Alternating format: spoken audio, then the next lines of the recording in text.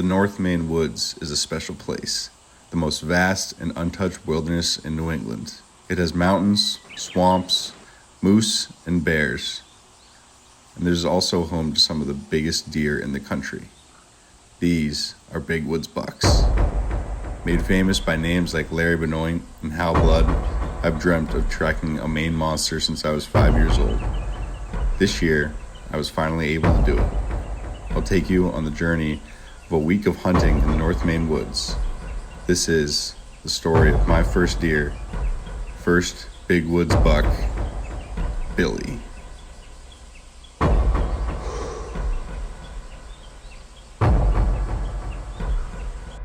The story starts on Sunday, November 16th.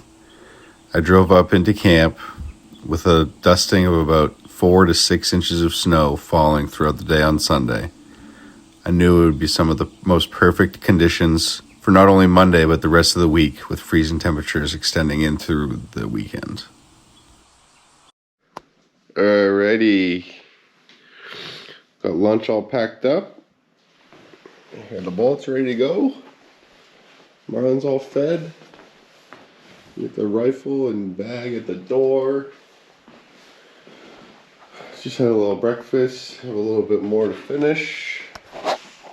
And then we're going hunting, so let's go get a huge freaking buck. Okay, let's go. Wow, we're out here. Pretty quiet day in the woods right now.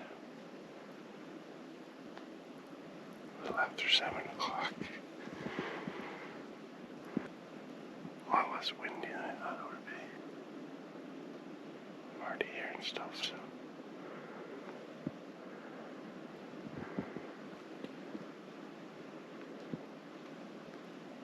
Hopefully we can get lucky today. Oh, check back in around lunchtime again.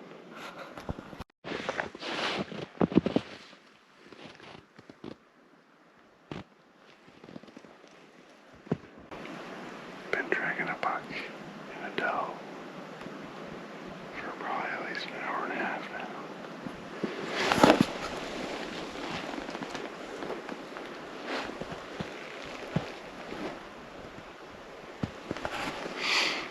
Looks like a semi-old scrape of some sort.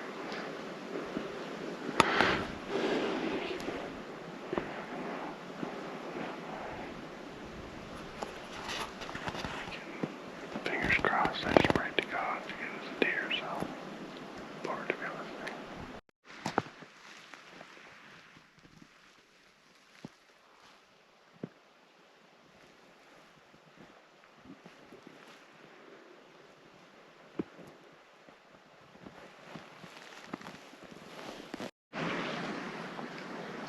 It's freaking snowy out here. Oh, look in the background. Oh, well, still tracking this doe and buck. The track seems pretty fresh, which is kind of discouraging because I have not seen them yet. No sounds out in the woods today at all. I got to within probably 20 yards of a moose and saw him. I don't even think he ever saw me, to be honest. All I could see was his head. We were really close to each other. But I think he knew I was there or something was there, so he slowly just turned around and walked the other direction, so I never saw him again. But I was very close to that moose. So I don't think it's quiet enough that I can do a deer and just sneak up on him, but it's definitely a doe and a buck. You can see when they come to an obstacle or something, one goes one way, the other goes the other way. And they meet back up, so eat my lunch and get back after it. Alright, let's go.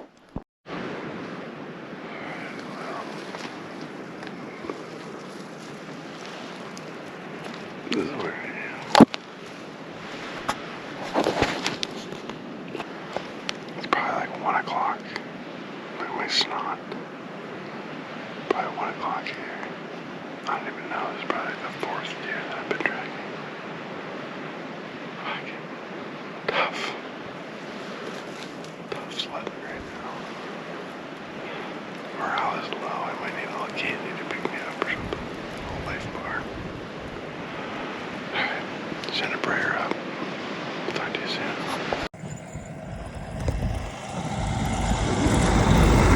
All right, so that was the end of day one. This is a moose that I ran into on the way home back to camp. But, overall, it was a good day in the woods. Good to see some animals. Didn't see any deer, but it was still a good start and, hopeful. It was kind of hard to make out tracks with how fresh the snow was. It was kind of all piling together, but I was encouraged to get back out there the next day. So here we go, hunting day 2, back in a similar location. Alright. Day 2 here. A little bit of a late start. No, I was exhausted this morning.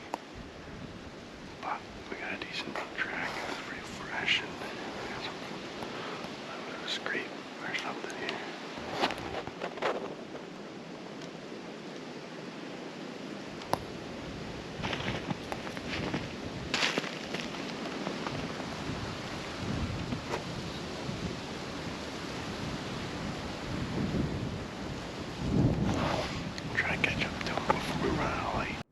Here's just a clip of a doe that I saw that day that I got pretty close to and had plenty of time to take video of, but just wanted to speak to my level of experience tracking. In that last clip, I mentioned that I thought that was a scrape on the ground where that was pretty clearly where the deer had been feeding briefly. And so I think, that just kind of speaks to how much there is to learn, how much I learned during just this 1 week. I've been tracking deer for a good 5 or 6 years now pretty seriously and had really good tracking snow the last 3 years in a row up at camp. Very much learning the snow, how to read the snow, how to read tracks, how to move through the woods quietly, all that stuff. It's really hard to hunt in the big woods and to track down a big woods buck. No matter what your level of experience or years in the woods, you can always learn more. That's really half the fun when you're out in the woods. Seeing new things, learning new things, learning new ways to read the woods, read the wildlife that you're tracking. It's really a very fun, very primal, very engulfing experience that surrounds you and uses all of your senses, all of your brain power, all of your physical energy, all focused into one goal, and that's tracking down a big woods buck.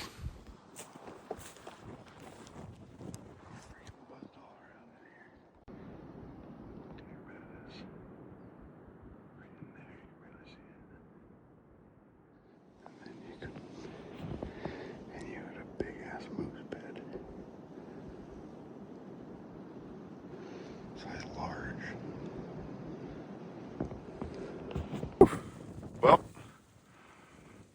long day of hunting today. Just got a nice ride from a couple good guys from Vermont, one of which killed a 200-pounder a couple days ago, so freaking good for him. But nice guys gave me a ride up the road. Saved me probably a mile of walking, so that was good.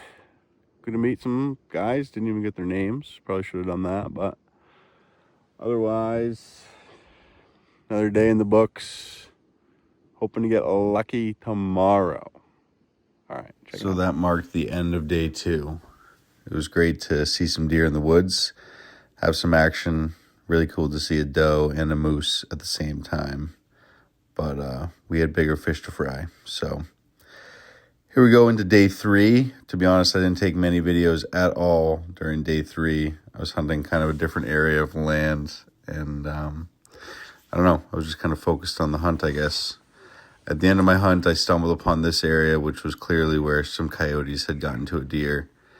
And there was just, hair and bits of bone spread all over the place. So that was an interesting thing to come across on a Wednesday afternoon. But this was basically the end of day 3. And so we'll get into day 4. Thursday morning right here. So during day 4, I was just kind of tracking some old tracks into the woods and stumbled upon this bed, which had a fresh scrape coming right out of it. Felt like it was a buck track, and about an hour later, had pretty good confirmation of that. Fresh rub on a small tree, pretty decent track. Wasn't the biggest one I'd seen all week, but it was a nice one, and it was something that I was going to follow. Another couple minutes later, another rub right there. I knew I was close to him, but I didn't know just how close I was. At about 10:20 that morning, I fired my first shot.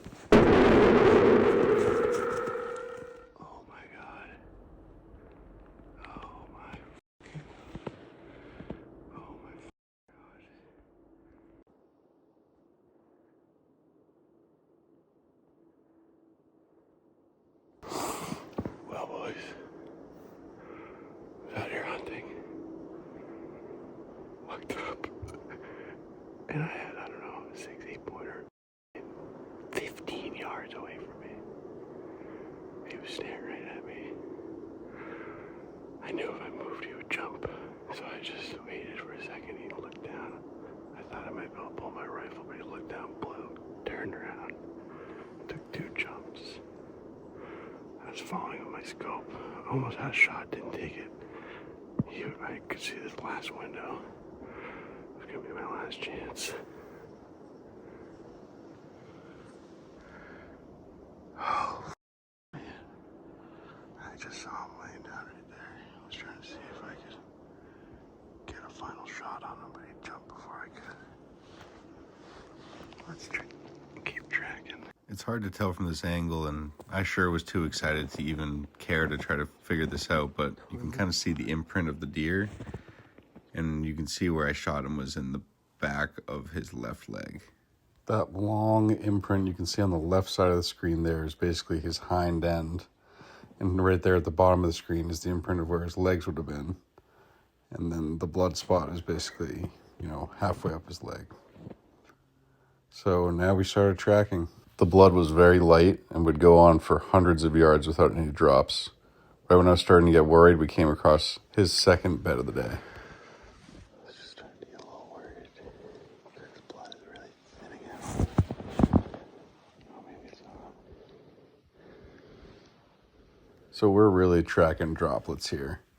It's my first deer ever. I'm not sure the protocol. I've been learning how to track a deer, but I surely don't know how to track a deer that's wounded, whether I should, let him lay down, give him some room. So I was just, checking blood as often as I could. There was probably 3 or 4 times where a younger me would have lost his track. He was taking 90-degree turns, he was looping around, he was walking in other tracks, and there was plenty of times where it was very difficult with how little he was bleeding and how much he was walking in other tracks, taking odd routes. It was quite a long day following his track, trying to catch up to him. I was staying on his trail, but he was definitely hard to keep up with. He would lay down about once every mile, and where he would lay down was usually a very good spot, well thought out. He would usually do something to try to lose me before he would lay down, and then lay down somewhere where he could easily see me coming before I could see him. So we went on and on like this all day. He laid down about 4 times, like I said, once every mile, and I was just slowly running out of daylight, slowly hoping for an opportunity to shoot at him again and to see him before he saw me. Due to my inexperience, I wasn't sure if this was a good amount of blood, but I was pretty confident that it wasn't. The fact that we were going all day and he really wasn't showing much signs of stopping. He was, also doing stuff like this. He scraped actually once here, and so he clearly knew I was there, didn't want me on him, and was doing all he could to try to scare me off with his scent or lose me by tracking through his own tracks, taking weird turns like I've mentioned. We're down to about an hour left of legal hunting here, and he bedded down for the 3rd and 4th times, really right next to each other. Right before this, he had taken a 90-degree turn. I kind of lost his track for a little bit, and as I was finding it again, he spooked before I could see him. And that was pretty much the end of the day. He ended up crossing a road right at the end of legal hunting. A truck with 2 hunters in it was coming down that road and actually saw him limping across the road, but it was such low light and they were far enough away at him that they couldn't get a shot off. I was lucky that they gave me a ride 5 miles back to my car, which I was about to do in the dark. Alrighty, here we are. This is day 2 of tracking the deer that I shot yesterday. I just took a little lap around this hill where I last saw him last night. He basically crossed the road right at the end of the day. Luckily, I guess. So I know exactly where I last saw him. So I just checked to make sure he didn't cross the road up farther, and so now I'm just gonna go back to his track and try to get on him. It seems like he should be in these woods somewhere. I'm hoping he bedded down right, not far from the road, and hopefully stayed there for a while and didn't travel far last night. Who knows? Maybe he's laying dead in his bed right now. I think that's unlikely, but I think I could catch up to him today and hopefully get one more shot off at him. So here's to hoping. Let's go.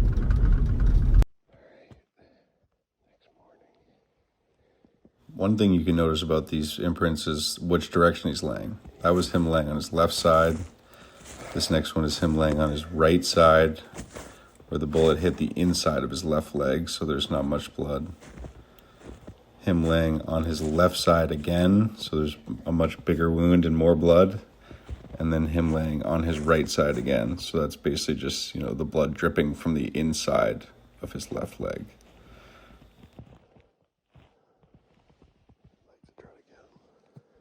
This is where he bedded down overnight. You can tell by the leaves melting around the snow. And I had actually just jumped a deer here, which I thought was him.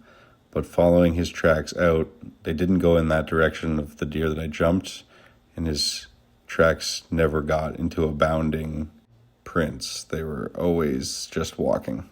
Eventually, his tracks came up to a log. He took a 90-degree turn to the left. I saw movement up behind some pines in a bog, and it was him.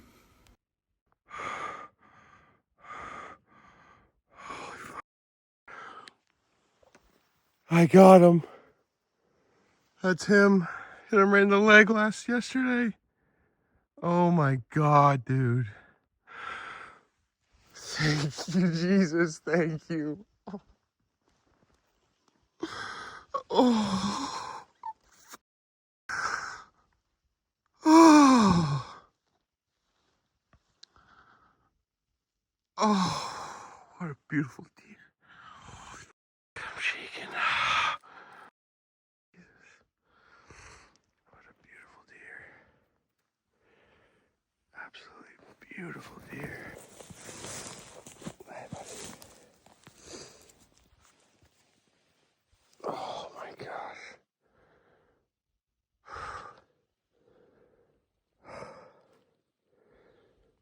Oh man.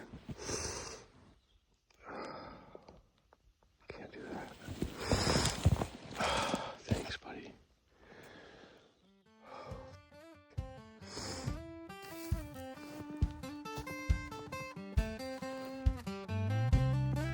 This deer has just been an absolute blessing. There's no other way to put it. I spoke to God a lot that week, and he truly answered my prayers. This is my first deer ever, first big woods buck. After hunting these woods for nearly 25 years, some with my father, and more recently on my own in the woods, learning a lot, and finally achieving a lifelong goal, truly meant the world. To have my dad at camp after worrying he might not be around for me to shoot one, I really feel truly lucky. I guess now it's time to figure out how to dress a deer. It's time to do the dirty work now. See, that was where I shot him yesterday. Somehow just the inside of his leg came out the other side. Just barely got him. And then the kill shot was on this side. Right in the top of his back. Okay. Let's do it. Well, I had no idea what I was doing. I kind of made a mess of him. Feel bad to treat you like that, brother, but we got most of it out. Liver, I think that's the lungs, actually. Ripped the stomach open, that made a mess.